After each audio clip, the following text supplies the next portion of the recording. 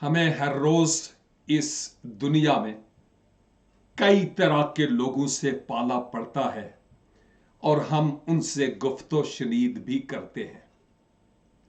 और मैं समझता हूं कि आज मुझे और आपको खुदावंद के हुजूर ये दुआ करने की जरूरत है कि ए पाक परवरदिगार, जब मैं किसी से भी आज बात करूं तो वो उसके लिए हौसला अफजाई का सबब हो। मेरी बातें किसी की जिंदगी में, मेरे बोल किसी की जिंदगी में नफरत और कदूरत का बीज ना बोए। और खुदावंद मुझे और आपको ऐसा ही बीज बोने का फजल अनायत फरमाए जो दूसरों के लिए हौसला अफजाई का सबब हो।